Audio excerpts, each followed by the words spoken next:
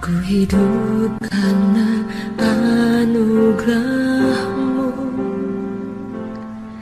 Tiada satu pun dapat ku banggakan, semua karena cinta-Mu.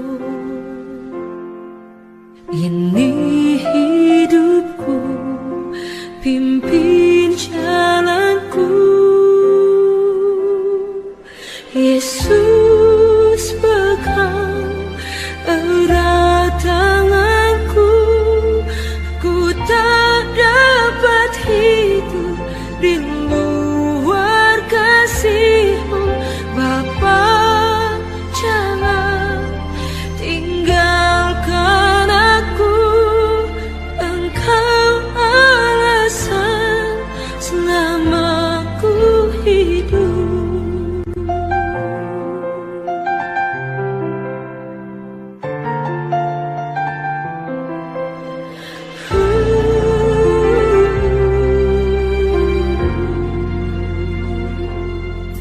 Kasih-Mu mengubah hidupku.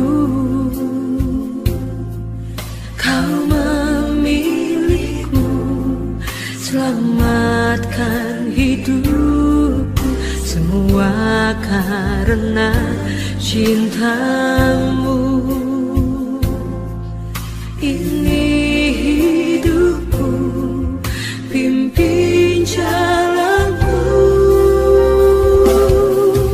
Yesus, pegang erat tanganku. Ku tak dapat hidup di luar kasih-Mu. Bapa, jangan tinggalkan aku. Engkau alasan selama ku hidup. Yesus, pegang erat tanganku. Ku tak dapat hidup di luar kasih-Mu. Bapa, jangan tinggalkan aku. Engkau alasan selama ku hidup.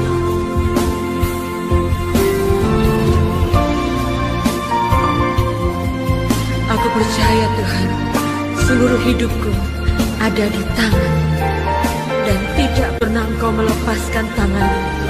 Engkau selalu menuntun hidupku, memegang seluruh masa depanku. Mari panggil namanya yang dahsyat. Oh, Yesus, pegang erat tanganku. Ku tak dapat hidup di luar kasih-Mu. Bapa, jangan tinggalkan aku. Engkau alasan selama ku hidup. Engkau alasan selama ku hidup. Engkau alasan selama ku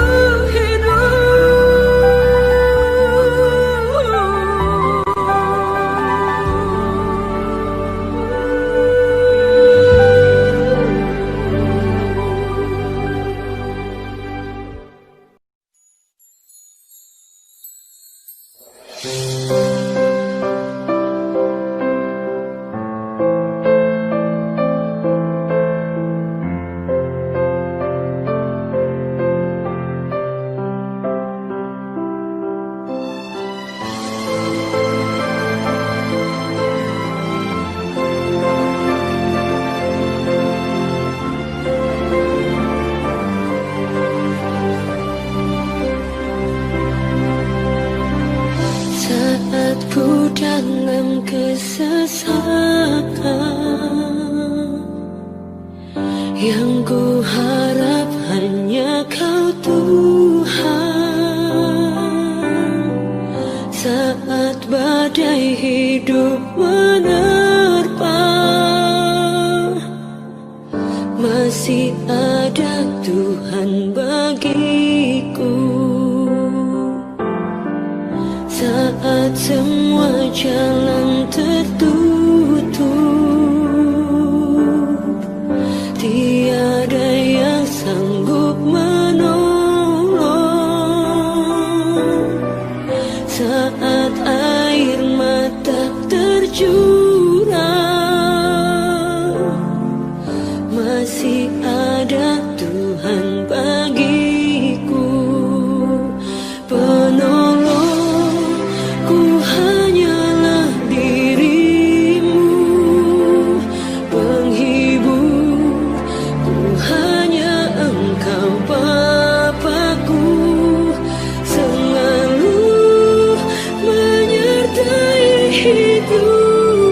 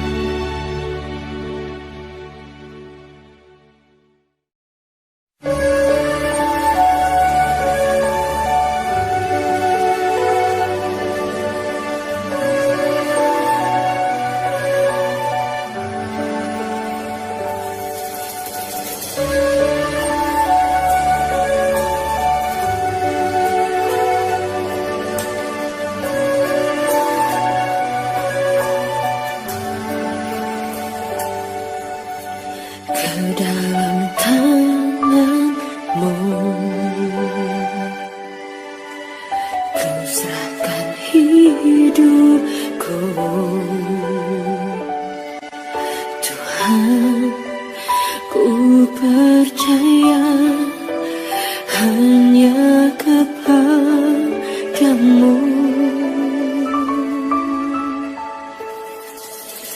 Jauh melebihi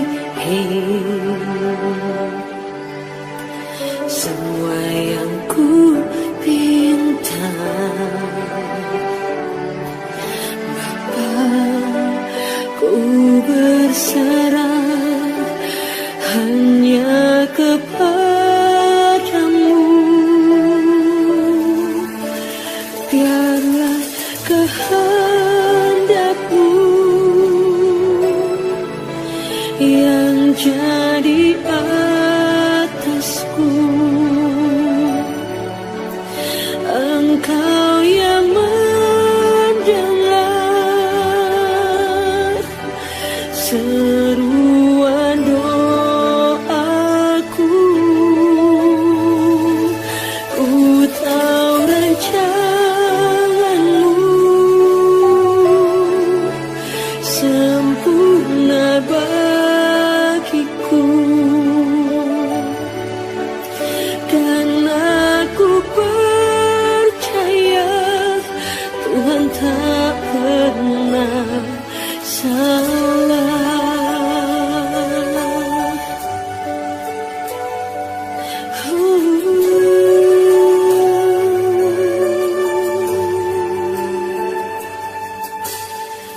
Dalam tanganmu ku serahkan hidupku. Tuhan, ku percaya hanya kepadamu. Jauh melebihi semua yang ku minta.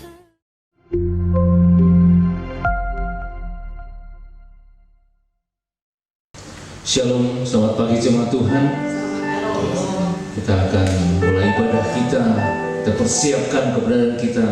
Kita minta dan kita nikmati hadirat Tuhan pada hari ini.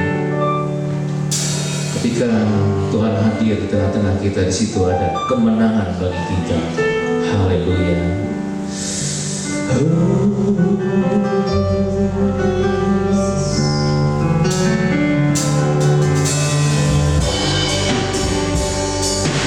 Kami datang kepadamu Tuhan. Kami naikkan pujian syukur, menyembah Engkau, Raja segala raja.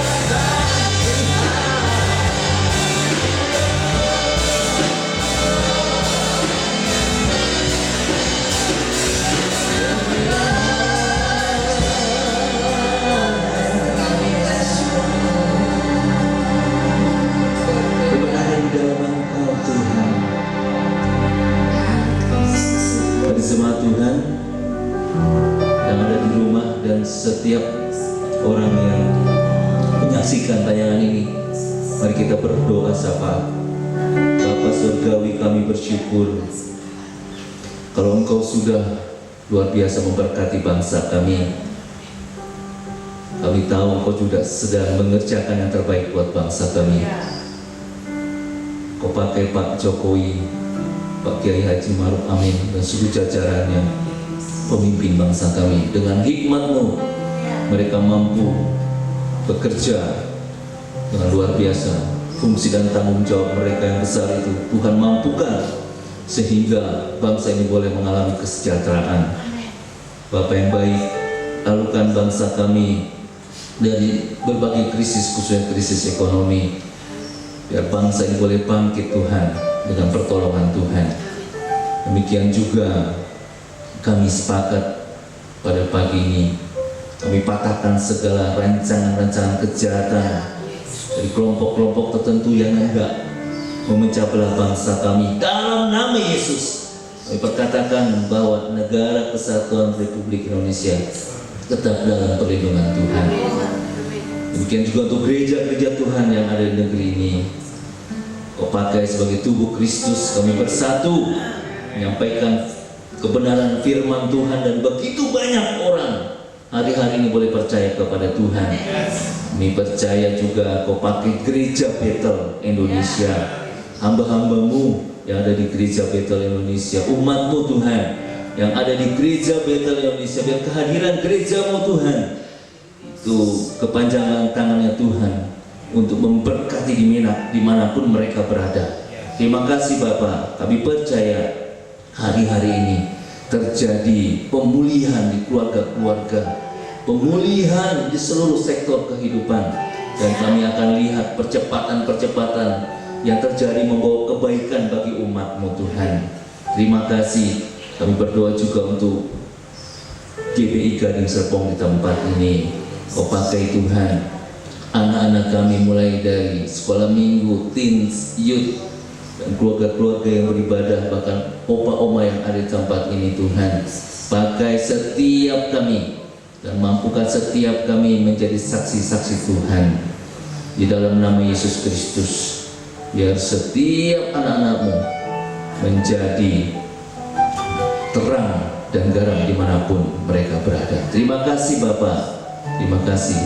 Kami menyerahkan seluruh ibadah kami juga ke dalam tangan Tuhan. Biarlah nama Tuhan saja yang dipermuliakan. Di dalam nama Tuhan Yesus kami sudah berdoa dan bersyukur. Haleluya, amin, haleluya. Jemaat Tuhan siap memuji Tuhan. Siap untuk bangkit berdiri dan katakan Tuhan Yesus baik. Amin, haleluya. Semua memuji Tuhan. Yang berapa Tuhan masuk setia Tuhan.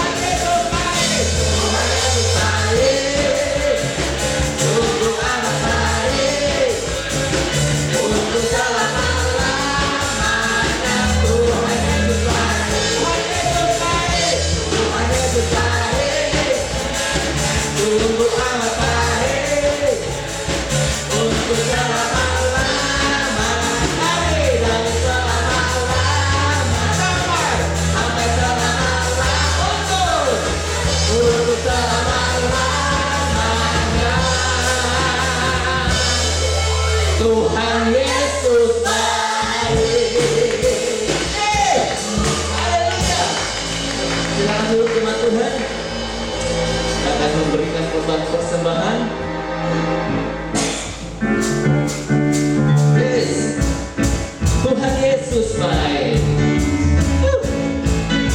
Semua katakan Tuhan Yesus baik. Sungguh amat baik untuk selama-lamanya. Tuhan Yesus baik. Tuhan Yesus baik. Sungguh amat baik untuk selama-lamanya. Tuhan Yesus baik. Tuhan Yesus baik. Sungguh amat baik. Dari selama-lamanya sampai selama-lamanya, untuk selama-lamanya. Tuhan Yesus baik. Mari semua berkati persembahan Bapak Ibu Saudara sekalian. Kita siapkan lebih lagi keberadaan kita untuk menerima berkat firman Tuhan. Haleluya. Kita bersama keluarga kita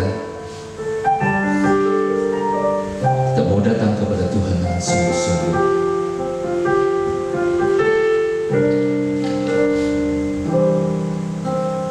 Aku dan seisi rumahku akan selalu menyembah-Mu, Tuhan dan Rajaku, di dalam kasih karunia-Mu yang hidup saling melayani dan melayani-Mu. Aku dan seisi rumahku akan selalu menyembah-Mu, Tuhan dan Rajaku, di dalam kasih karunia-Mu yang hidup saling melayani dan melayani-Mu. Bila Tuhan menjadi kepala rumah ini, maka berkah kehidupan kecurah selalu. Datanglah kerajaan-Mu, jadilah kehendak-Mu, Ku alami segenap waktu. Keluarga-Ku adalah surga-Ku.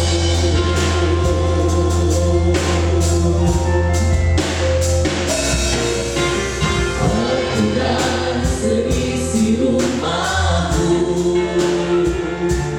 akan selalu menyembah-Mu, Tuhan dan Rajaku, di dalam kasih karunia-Mu yang hidup saling melayani dan melayani-Mu. Bila Tuhan menjadi kepala rumah ini, maka berkah kehidupan kecurah selalu. Datanglah kerajaan-Mu, jadilah kehendak-Mu, Ku alami setiap waktu. Keluarga-Ku adalah surga-Ku.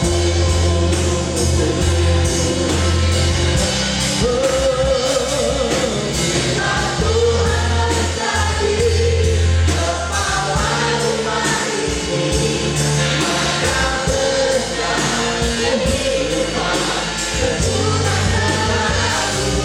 Datanglah kerajaan-Mu,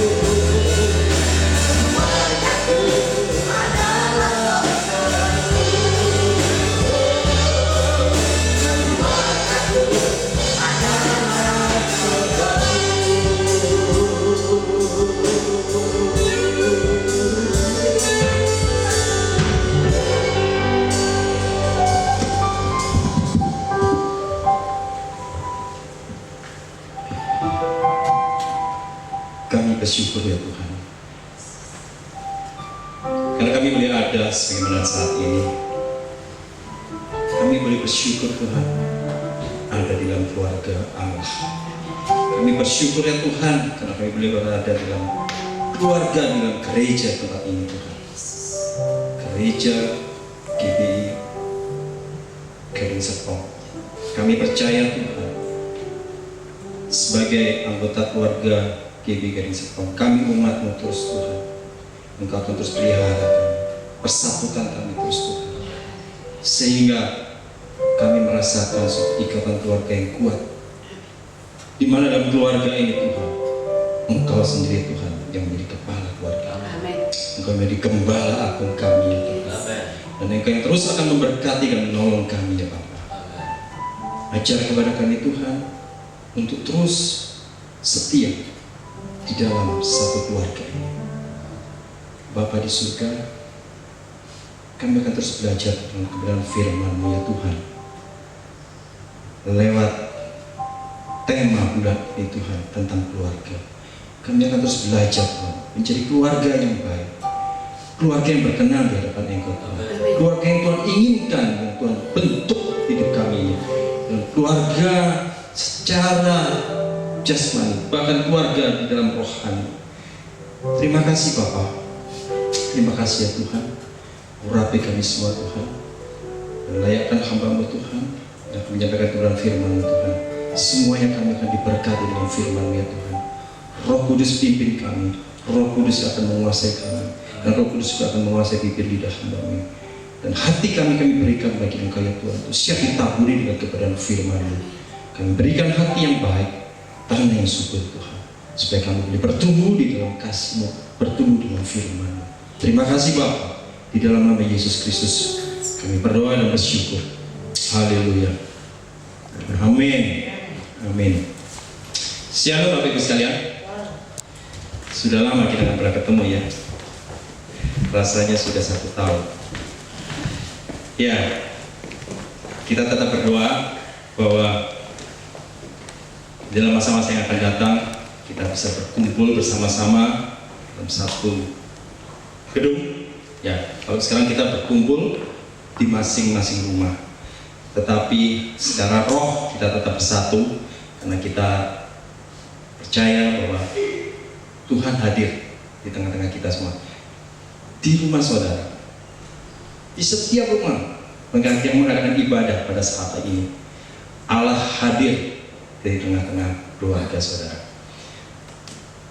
Bapak Ibu sekalian, tema memang pada bulan ini adalah tentang keluarga. Allah sangat menghargai yang namanya keluarga itu. Ya, kalau kita perhatikan yang namanya Perjanjian Lama dan Perjanjian Baru. Perjanjian Lama diawali dengan pernikahan Adam dan Hawa. Dan Perjanjian Baru diawali juga dengan, di kitab Matius, silsilah keluarga daripada Tuhan Yesus. Dan di akhir Perjanjian Baru juga ditutup dengan perkawinan anak domba. Dan kalau kita perhatikan juga di akhir daripada Perjanjian Lama, itu juga di kitab Mikha terakhir juga dibicara tentang bapa dan anak. Hati bapa yang kembali kepada hati anak-anak, hati anak-anak yang kembali kepada hati bapa-bapa. Artinya begitu pentingnya yang namanya keluarga. Tuhan membentuk keluarga bukan asal keluarga. Yang namanya keluarga adalah keluarga yang dibentuk oleh Tuhan, ada punya rencana dan tujuan. Bukan asal punya anak, punya cucu, selesai. Ternyata tidak. Tuhan punya rencana yang begitu indah dalam suatu keluarga. Tuhan Yesus pun mengadakan mujizat di publik yang pertama kali adalah di perkawinan di Kana. Keluarga. Tuhan sangat sekali concern yang namanya keluarga. Nah, tema pada hari ini adalah tentang warisan. Bukan warisan yang orang biasanya warisan harta, tetapi kita warisan iman yang autentik, yang asli, yang tulus dan ikhlas. Warisan iman.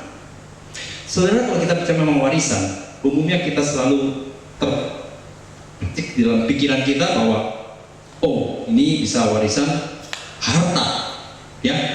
Memang warisan itu bisa ada dua, ya, secara fisik dan non fisik. Secara fisik kita tahu bahwa ada orang warisan dapat ya harta, perusahaan, tanah, deposito.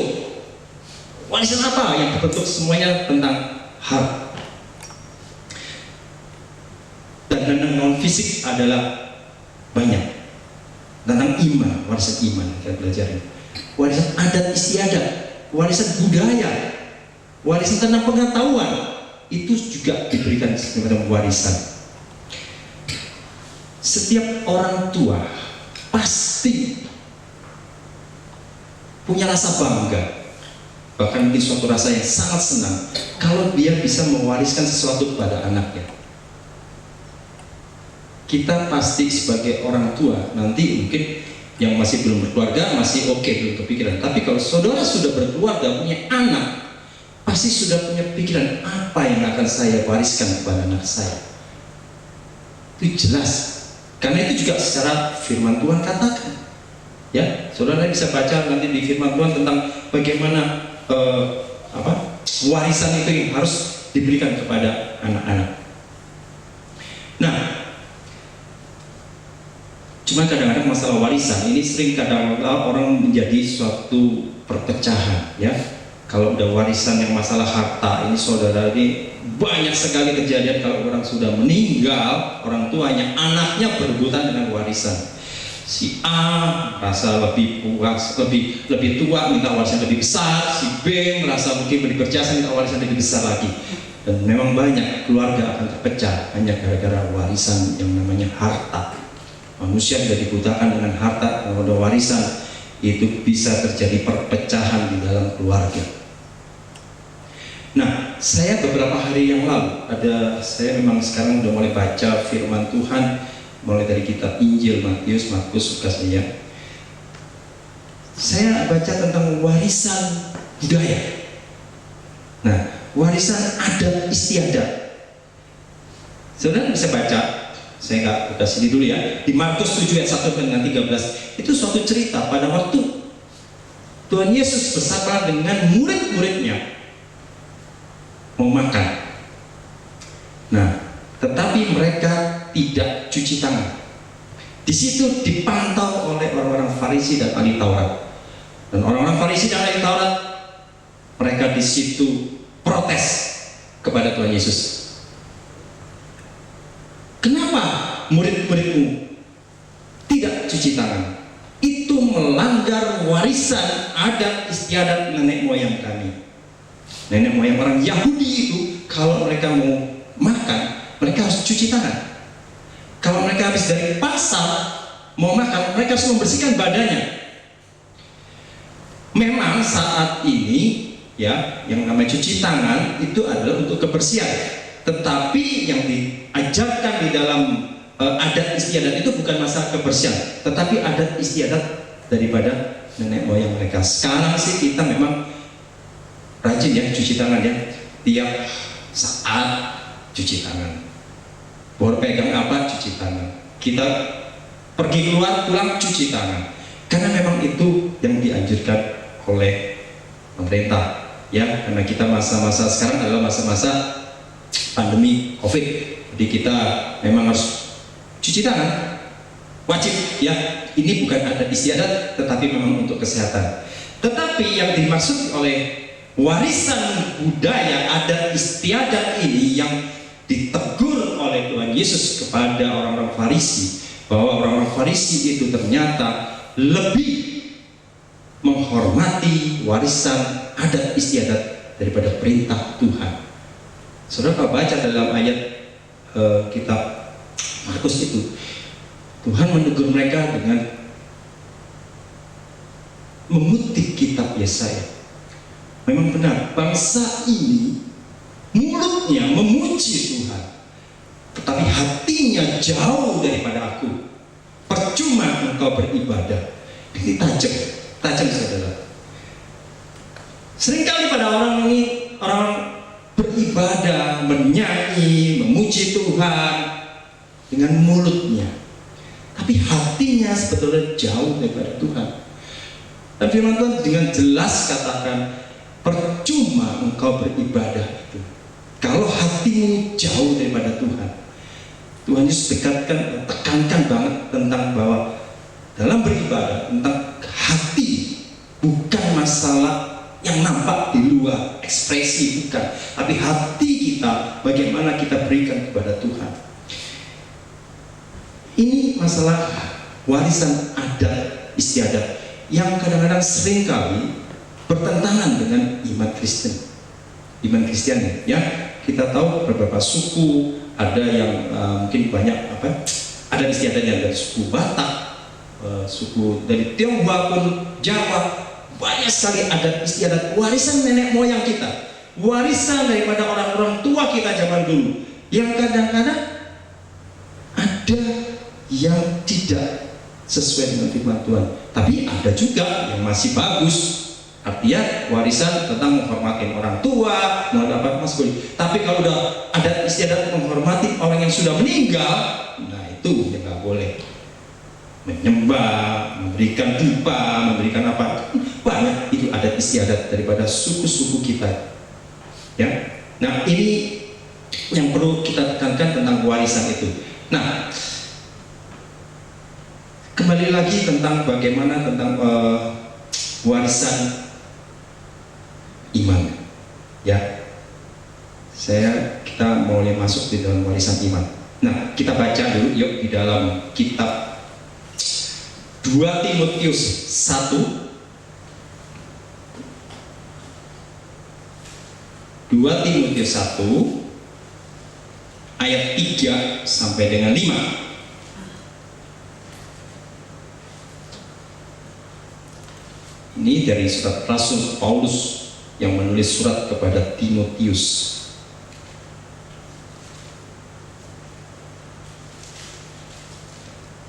2 Timotius 1 ayat 3 sampai dengan 5. Atau kita mulai dari ayat 1 aja supaya lebih jelas ya.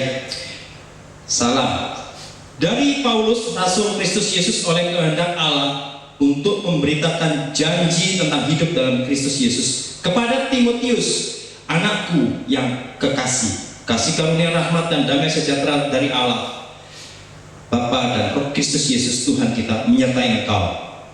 Ayat yang ketiga, aku mengucap syukur kepada Allah yang kulayani dengan hatimu nurani yang murni, seperti yang dilakukan nenek moyangku, dan selalu aku mengingat engkau dalam permohonanku, baik siang maupun malam.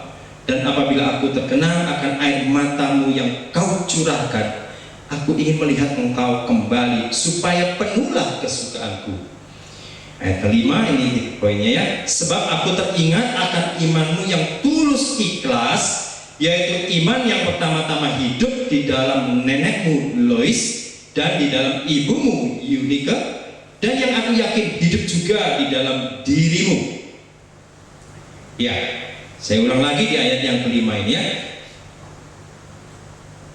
Sebab aku teringat akan imanmu yang tulus ikhlas, yaitu iman yang pertama-tama hidup di dalam nenekmu Lois dan di dalam ibumu Yunika, dan yang aku yakin hidup juga di dalam dirimu. Haleluya. Saudara, buah itu kalau jatuh gak jauh dari pohonnya. Ya, itu suatu pepatah.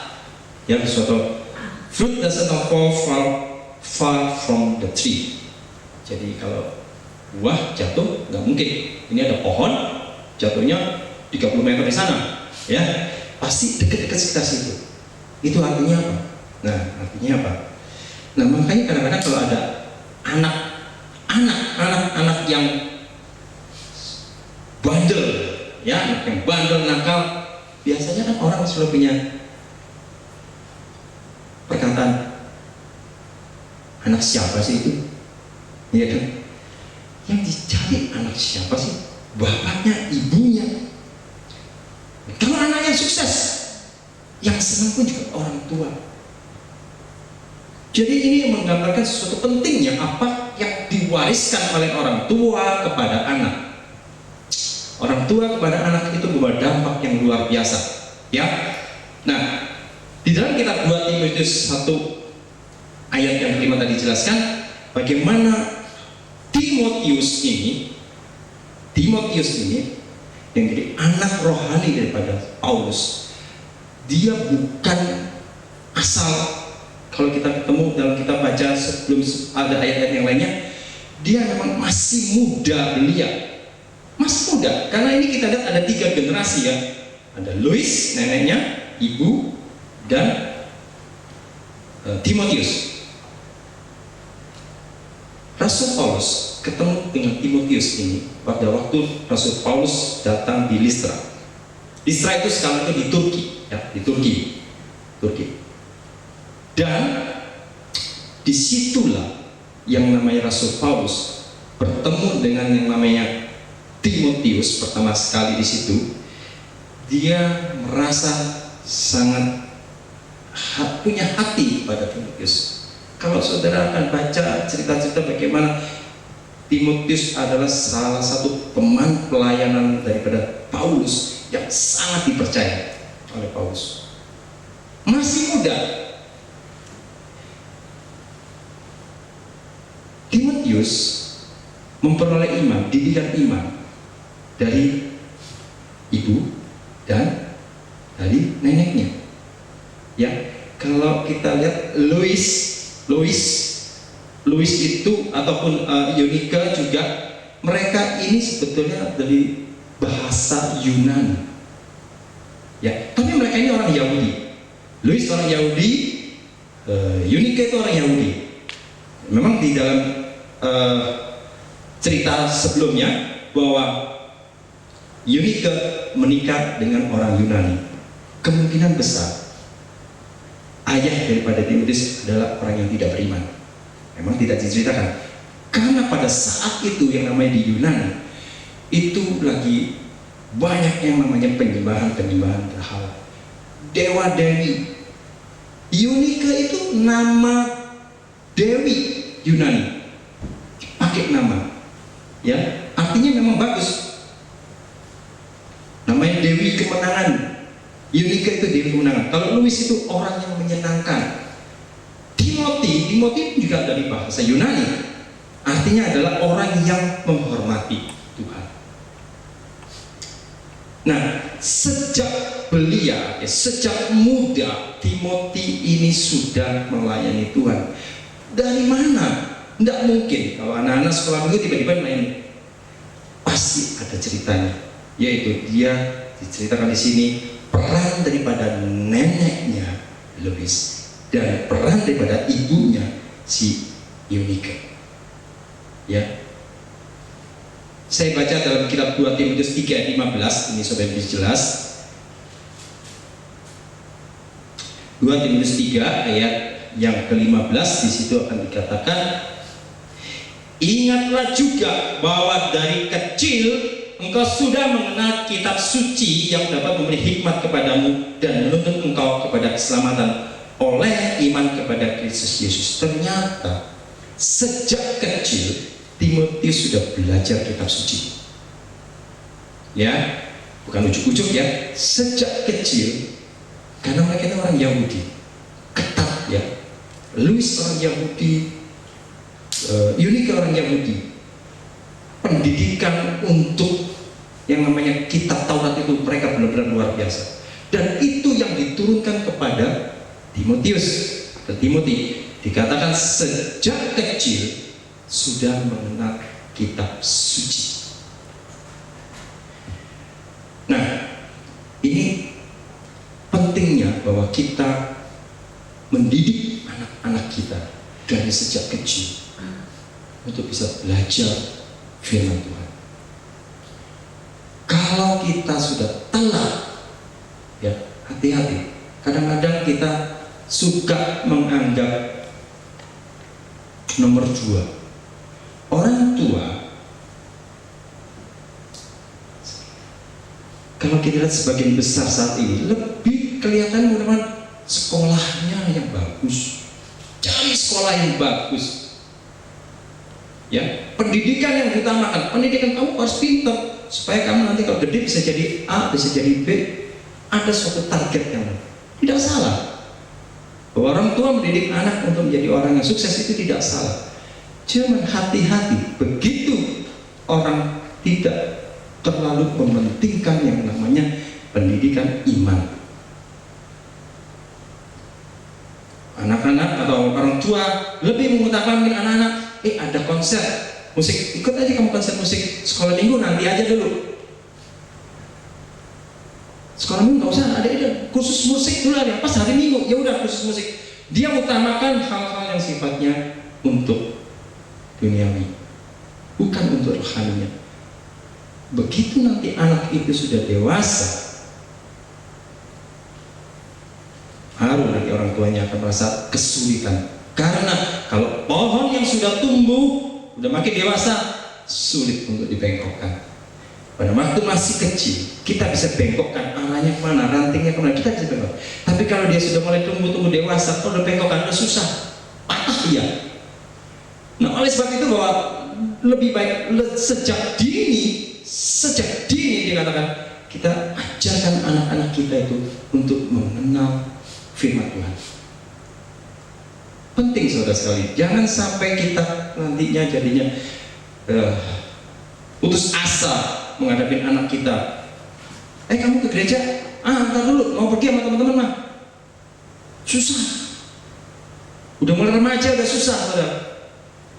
Tapi kalau sejak kecil kita didik dia cinta firman Tuhan, cinta dengan yang namanya ibadah, menyanyi, memuji Tuhan, gampang. Masih remaja, udah kita ajak dia untuk ibadah di situ gampang. Tapi kalau kita jadi kecil kita biasakan anak itu hidup bebas, suka-suka dia, nggak ke gereja, nggak sekolah minggu, nggak remaja, nanti begitu dewasa begitu sulit ya kita akan menyadari seperti itu. Nah, kita tahu bahwa Timotius ini begitu sangat-sangat disayang sama si Paulus. Dia luar biasa. Timotius itu dia menerima warisan iman dari Lois dan dia menerima warisan iman dari Eunike, ibunya. Tetapi dia juga menerima warisan iman dari Paulus. Ya, Paulus ini di 2 Timotius ini, Paulus posisinya, kondisinya ada di dalam penjara. Dia saat itu Paulus sudah mau menghadapi eksekusi penghakiman atas Paulus. Paulus menulis suratlah kepada Timotius ini. Dia percaya banget dengan Timotius walaupun masih muda, karena dia melihat neneknya Lois, dia lihat ibunya Eunike, iman yang tulus ikhlas, iman yang tulus ikhlas. Saudara, ternyata kalau saya baca berarti ada iman yang nggak tulus ya, ada iman yang nggak tulus ikhlas. Iman seperti gimana yang nggak tulus ikhlas? Di dalam kita hidup berjemaat, ya, kadang kala kita bertemu dengan orang-orang yang penuh dengan perhitungan, ya, punya iman kepada Tuhan, tetapi dia tidak begitu percaya dengan Tuhan. Hidupnya penuh dengan rasa khawatir, hidupnya penuh dengan rasa ketidakpercayaan, sehingga pada waktu dia mengalami musibah, kesulitan, dia bisa kecewa sama Tuhan, bahkan dia akan meninggalkan Tuhan. Timotius punya iman yang tulus ikhlas. Dia banyak penderitaan, dia meniru, bahkan dia menganggap mentornya yang namanya Paulus. Penderitaan dia hadapi tiap hari, penderitaan setiap saat, tidak mundur, tetapi justru malah mereka semakin giat untuk melayani Tuhan. Itu namanya iman yang tulus ikhlas, iman yang nggak ada perhitungan. Kalau kita punya iman kepada Tuhan, oh diberkati Tuhan. Begitu nggak diberkati Tuhan, ya Tuhan mana? Doa saya nggak dijawab. Ini malah saya banyak penderitaan, kesusahan, mundur daripada Tuhan, menyalahkan Tuhan, bahkan dia bisa mungkin jadi murtad. Ini iman yang tidak tulus ikhlas. Tuhan menginginkan kita punya tulus ikhlas seperti Timotius ini, di iman yang benar-benar yang luar biasa. Ya, nah, sekarang pertanyaannya, mengapa perlu kita mewariskan iman? Mengapa kita perlu mewariskan iman? Yang pertama adalah satu, menjadi kesaksian hidup, living witness, menjadikan suatu bukti nyata dan dari kehidupan seseorang. Imannya itu dan warisan itu bukan digunakan untuk kepentingan sendiri. Ingat, iman itu bukan digunakan untuk kepentingan sendiri, tetapi untuk menjadi berkat, ya, menjadi berkat bagi generasi berikutnya, bagi generasi yang akan datang, dan hidupnya akan jadi berdampak. Itu mengapa kita perlu mewariskan iman. Jadi bukan untuk diri kita sendiri. Udah saya punya iman, ya udah saya bawa mati. Enggak. Kita harus mewariskan iman itu untuk menjadi suatu kesaksian hidup, supaya anak kita juga sama menjadi suatu kesaksian hidup. Kita berikan kepada anak-anak kita, anak rohani kita juga. Siapapun kita bisa wariskan iman itu. Ya. Dan yang kedua untuk apa? Adalah untuk mencapai finish line, garis akhir perjuangan kita saat titik akhir.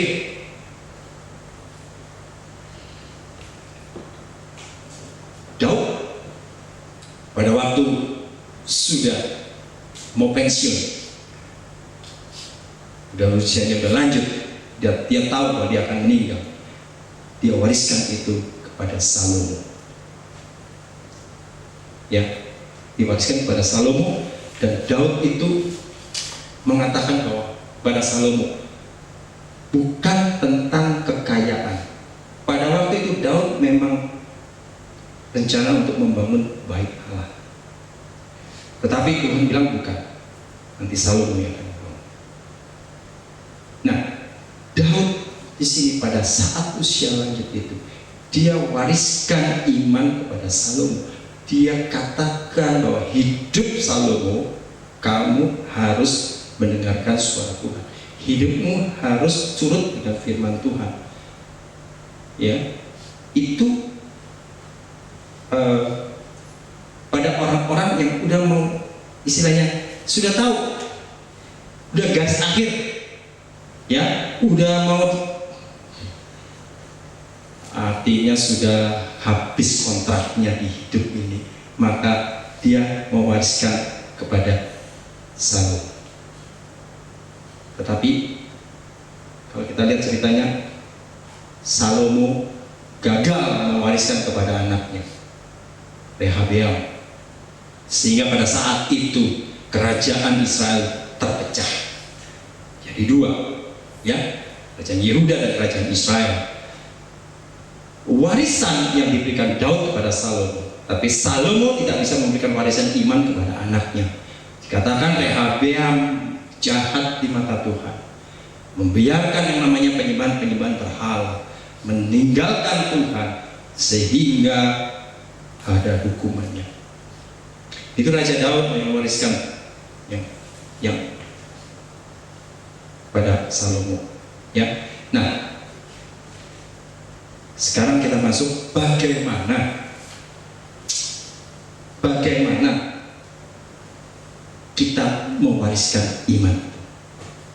Ya, kalau orang warisan pakai surat, ya, surat warisan, ya selesai. Tetapi untuk warisan iman ini adalah sesuatu yang berbeda. Yang pertama adalah kita mengajarkan firman Tuhan. Ya, mengajarkan firman Tuhan. Mari kita baca dalam kitab Ulangan 6 ayat 6 sampai dengan 7. Akan saya bacakan.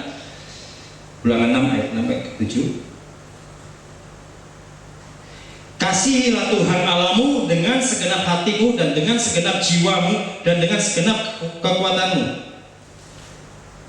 Apa yang kuperintahkan kepadamu pada hari ini haruslah engkau perhatikan.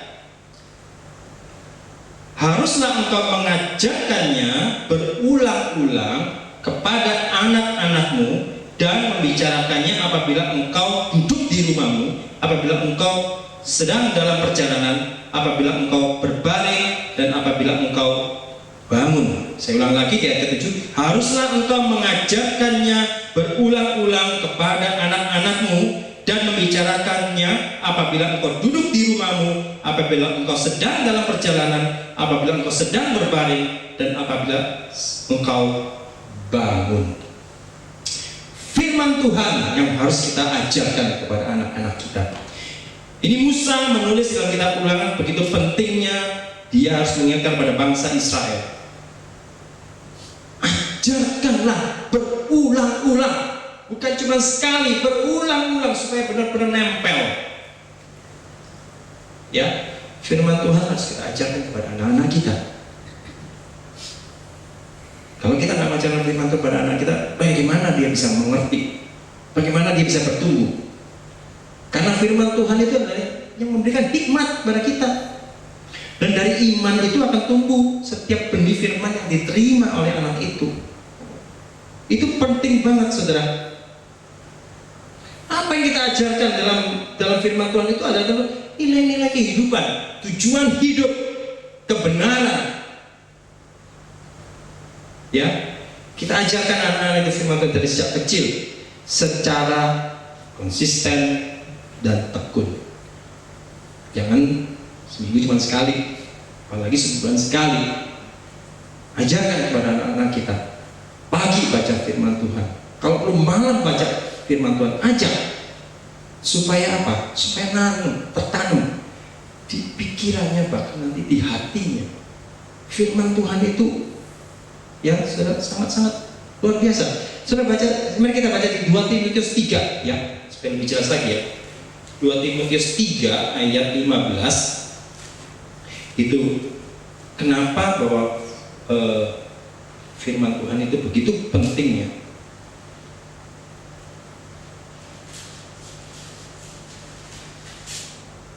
Ya, ayat 15 dan 16, 2 Timotius 3 ayat 15 dan 16.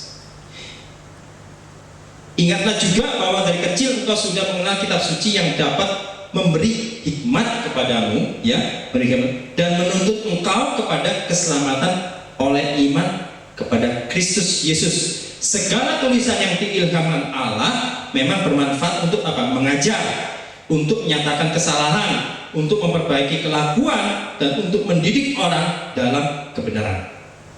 Nah, bagaimana kita nggak mau baca firman kalau kita mau ngajar kepada anak kita tentang kebenaran, tentang kebaikan, tentang harus dengan firman Tuhan supaya anak kita itu ngerti, ya, supaya anak kita tahu siapa yang harus hidup dalam kebenaran itu. Dari sejak kecil kita ajarkan mereka. Nah, yang kedua, bagaimana kita mewariskan iman? Yang pertama tadi adalah kita mengajarkan firman Tuhan. Yang kedua, ini nggak gampang. Menjadi teladan iman, menjadi teladan iman.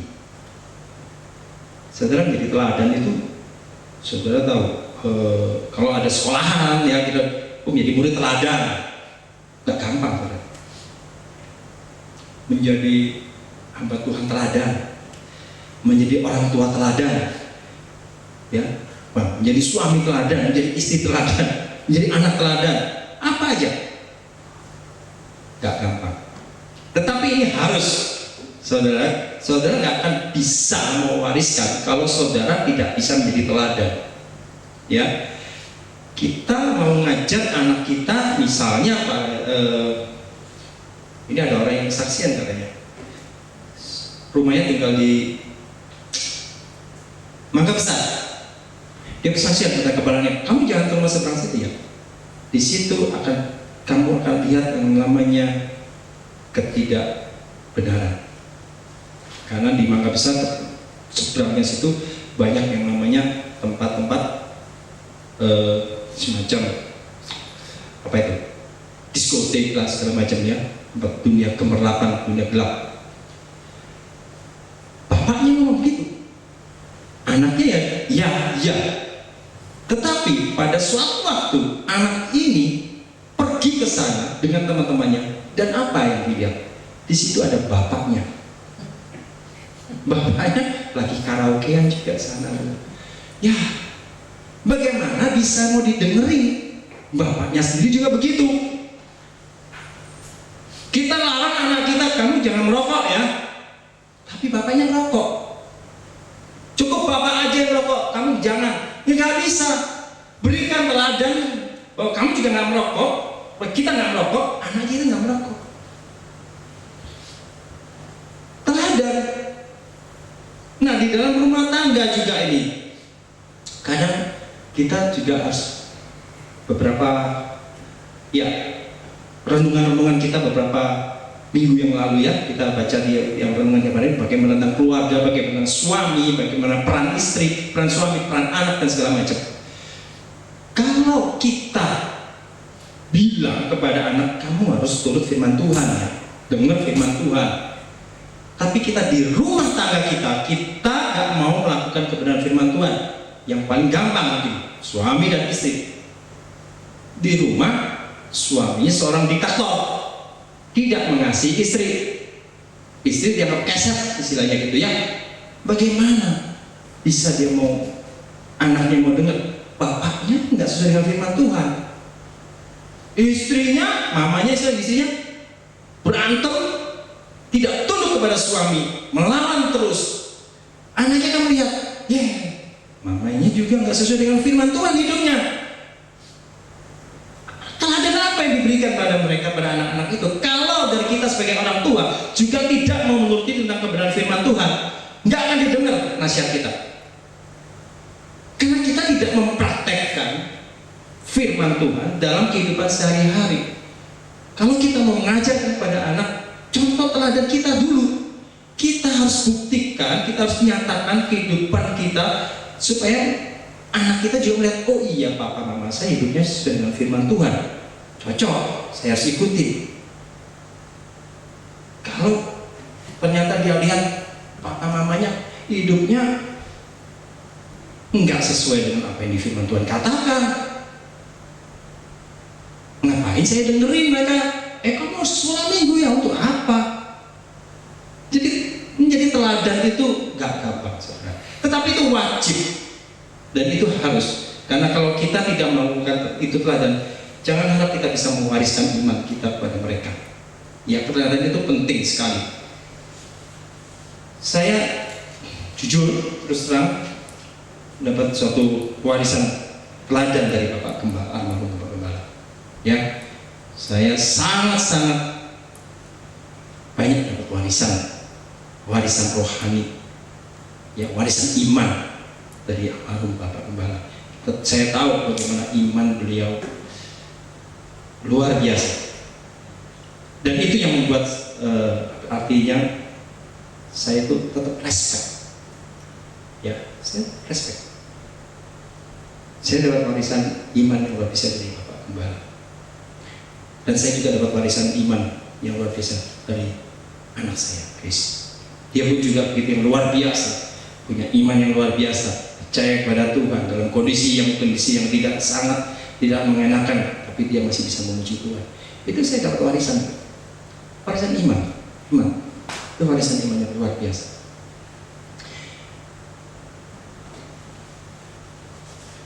Ada seorang milioner, ya, seorang milioner, tapi ini dari zaman dulu, saudara. Seorang milioner, namanya JP Morgan, ya, JP Morgan, John Bennett Morgan. Dia seorang Inggris ya, tapi menjadi warga negara Amerika. Tetapi dia ini orang yang sangat kaya karena dia adalah pendiri GE, General Electric, yang sekarang ada juga sangat luar biasa. Tapi ini kejadiannya sekitar 100 tahun yang lalu. Cukup lama, 100 tahun yang lalu. Saya memang terbaca suatu literatur mengatakan bahwa si JP Morgan ini memberikan suatu wasiat pada saat dia meninggal, ya. Dia ini luar biasa kayanya, seorang bankir, dia punya museum di Amerika. Bayangkan di tahun 1913 dia meninggal. Dia punya kekayaan 20 juta dolar. Sekarang aja udah banyak. Zaman dulu 20 juta dolar. Amerika kalau sekarang mungkin George Soros lah, atau sekarang Bill Gates segala macam kayak gitu. Nah, JP Morgan ini adalah pada saat dia meninggal, dia memberikan suatu wasiat. Namanya surat wasiat, kita tahu semua orang pasti tentang isinya uang, ya, tentang isinya uang. Nah, saya sengaja cari yang namanya JP Morgan. Saya pikir ini benar nggak sih? Saya googling, saya cari googling. Dia bilang ada nggak sih tentang wasiat apa? Oh, tentang will, tentang saya cari, ternyata ada, saudara. Ada foto koran dari tahun 1913. Di situ ada suatu statement daripada isi wasiat itu. Isi wasiat itu memang kalau saya bacakan, jadi isi wasiat ini dibacakan oleh bukan ahli waris ya, tetapi biasanya seorang pengacara. Dia katakan begini, terjemahannya, saya menyerahkan jiwa saya ke tangan Sang Juru Selamat. Saya telah ditebus dan disucikan oleh darahnya, sehingga dia akan membawa jiwa saya tanpa cacat celah kepada Bapa Surgawi. Karena itu saya minta agar anak-anak terus mempertahankan dan menjalankan pengajaran mengenai tebusan sempurna oleh darah Kristus yang tercurah, dengan segala tantangan, resiko maupun pengorbanan pribadi yang menyertainya. Isi surat wasiatnya ini ternyata bukan tentang harta kekayaan. Hartanya 20 juta dolar waktu itu, udah nggak tahu sekarang berapa T. Seorang milioner, dia tahu untuk anak-anaknya, saya wariskan adalah iman kepada Kristus. Itu yang sangat berharga. Warisan harta secara statistik dikatakan 80% di keturunan yang kedua begitu meninggal itu udah habis. 90% dikatakan secara statistik warisan di keturunan yang ketiga habis semuanya. Jadi warisan harta tidak bisa kekal, tetapi yang namanya warisan iman itu yang nilainya luar biasa. Itu yang nilainya luar biasa. Nggak ada nilainya, sangat bernilai. Saudara bisa memberikan uang segala macam, tetapi itu tidak membuat anak saudara akan lebih baik. Saudara tahu, saya punya teman, bukan ya orang tuanya atau saudaranya, mereka itu sebelum meninggal sudah bagi warisan harta. Sebelum meninggal udah, ini buat kamu, ini buat dia, terus dianya sendiri dan saya tinggal di rumah yang biasa aja. Saudara, namanya anak, begitu dia menikah dan dia terpengaruh dengan istrinya atau suaminya, Sehingga singkat cerita, orang tua ini disingkirkan sama anak-anaknya, masih hidup. Kan dia udah gak punya lagi. Secara akta notaris perusahaan sudah diambil anak-anaknya semua. Udah dia jadi miskin. Harta buat orang jadi mata buta. Warisan harta tidak ada artinya. Tetapi warisan iman, warisan iman yang tulus, itu yang luar biasa, yang akan terus membentuk anak-anak kita menjadi orang-orang yang juga taat kepada Tuhan. Jangan sampai kita lupa mendidik anak-anak kita seperti kita pulang tadi dikatakan oleh Musa, bahwa tiap hari berulang-ulang ceritakan berulang-ulang, ajarkan tentang kebenaran firman Tuhan, supaya apa? Anak-anak kita, anak-anak rohani kita, siapapun itu, akan dia bisa lebih mengasihi Tuhan. Karena itu yang penting dalam hidup kita adalah warisan iman. Saudara, hidup di dalam dunia ini bukan untuk selamanya, ya. Kita hidup ini cuma sementara. Saudara sudah siapkan warisan apa? Apa yang sudah saudara siapkan untuk warisan? Saudara mungkin sudah siapkan banyak sekali, punya tanah, punya rumah, punya bangunan, punya deposito, punya segala macam. Tapi sudah siapkah saudara mewariskan iman kepada anak-anak saudara? Mewariskan iman kepada anak bangsa saudara. Jangan saudara gagal. Iya, ada yang gagal saudara. Kalau saudara baca dalam kitab 1 Samuel, Imam Eli gagal mewariskan iman kepada anaknya Hofni dan Pinehas. Dia tidak bisa mewariskan iman sehingga mereka harus mati. Jangan sampai kita gagal, tetapi barilah kita seperti Timotius yang oleh warisan dari neneknya, warisan dari ibunya, dan dia oleh warisan dari Rasul Paulus, mentornya. Kita akan siapkan hidup kita untuk terus mewariskan iman kepada anak-anak kita, kepada anak-anak rohani kita, dan kepada siapapun, sehingga Tuhan yang dipermuliakan. Amin. Oke, mari kita berdoa. Bapa, kami bersyukur ya Tuhan, firman-Mu pada hari ini yang Engkau berikan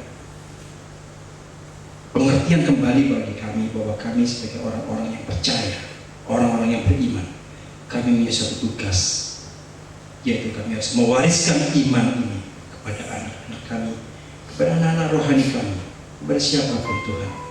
Karena kami tahu bahwa warisan iman itu berdampak yang luar biasa. Dia tidak berbentuk kelihatan, tetapi memiliki dampak yang luar biasa. Warisan iman itu Tuhan akan kami terus berikan bagi anak-anak kami ya Tuhan. Biar kami mau berkomitmen Tuhan, kami mau hidup menjadi teladan, sehingga kami bisa mewariskan iman itu kepada anak-anak kami. Dengan teladan hidup kami yang benar di hadapan Engkau Tuhan, teladan hidup kami yang hidup kudus di hadapan Engkau Tuhan, teladan hidup kami yang menghidupi nilai-nilai kerajaan surga, itu yang akan kami terus lakukan, sehingga pada saatnya Tuhan kami sudah bisa mewariskan iman yang tulus ikhlas kepada anak-anak kami. Terima kasih ya Bapa, sungguh mulia Engkau ya Tuhan. Kami bersyukur atas semua ini di dalam nama Yesus. Haleluya.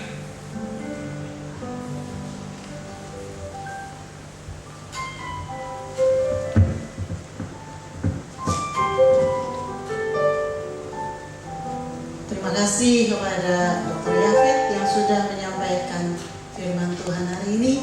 Firman Tuhan hari ini untuk para orang tua, karena hanya orang tua yang mewariskan sesuatu, baik itu orang tua secara biologis maupun juga orang tua secara rohani. Mari kita mewariskan dengan dua cara. Yang pertama adalah dengan menceritakan berulang-ulang kepada anak-anak, baik anak-anak jasmani maupun anak-anak rohani. Dan yang kedua, melalui teladan iman. Saudara, alangkah leganya setiap orang tua. Satu kali kita akan menghadap Tuhan. Ketika kita dipanggil pulang, alangkah leganya kalau kita sudah mewariskan iman kepada anak-anak kita. Kita akan dengan gembira, dengan bahagia meninggalkan dunia ini. Karena kita tahu bahwa mereka sudah memiliki iman yang kuat. Dan kita akan tenang meninggalkan mereka. Sebab itu jangan sia-siakan waktu. Kita akan mewariskan iman kepada anak-anak kita. Puji Tuhan. Mari kita bangkit berdiri.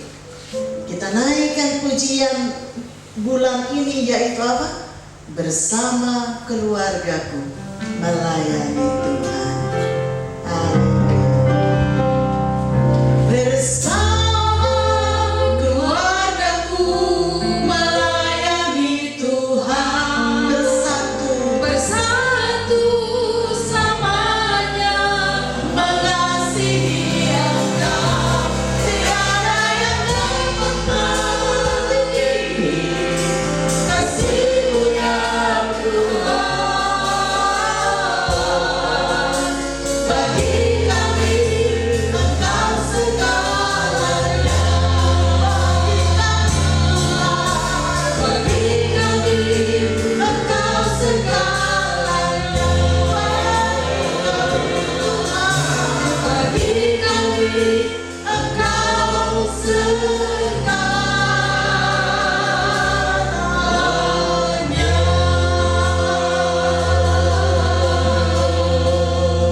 Kami menaikkan syukur kepadamu Tuhan. Kami percaya Engkau yang sudah hadir dari mulai awal ibadah, dan Engkau yang sudah berfirman bagi kami.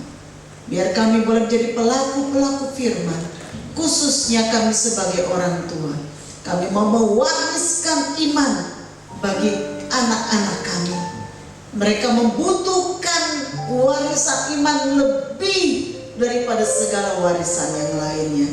Tolong kami untuk memiliki hati yang bijaksana, untuk kami memiliki hikmat apa yang terbaik yang kami berikan bagi anak-anak kami, yaitu iman percaya kepada Yesus. Terima kasih ya Bapak. Terima kasih biar firman yang sudah ditaburkan itu boleh jatuh ke tanah hati kami yang terbaik, sehingga itu boleh bermultiplikasi, berlipat kali ganda, berbuah dengan luar biasa. Terima kasih ya Bapak. Terima kasih. Mari para kekasih-kekasih Tuhan, siapkan hatimu, arahkan hatimu kepada Tuhan, dan terimalah berkat. Tuhan memberkati engkau. Tuhan melindungi engkau. Tuhan menyinari engkau dengan wajahnya dan memberi engkau kasih karunia-Nya. Tuhan menghadapkan wajahnya kepadamu dan memberi engkau damai sejahtera. Kiranya anugerah berkat rahmat dari Allah Bapa, kasih setia dari Yesus Kristus, serta persekutuan, pendampingan, penghiburan dari Roh Kudus kiranya senantiasa menyertai setiap kita, para keluarga-keluarga yang mengasihi Tuhan, mulai dari saat ini sampai Tuhan Yesus datang kembali. Di dalam nama Yesus, mari yang diberkati Tuhan kita katakan bersama.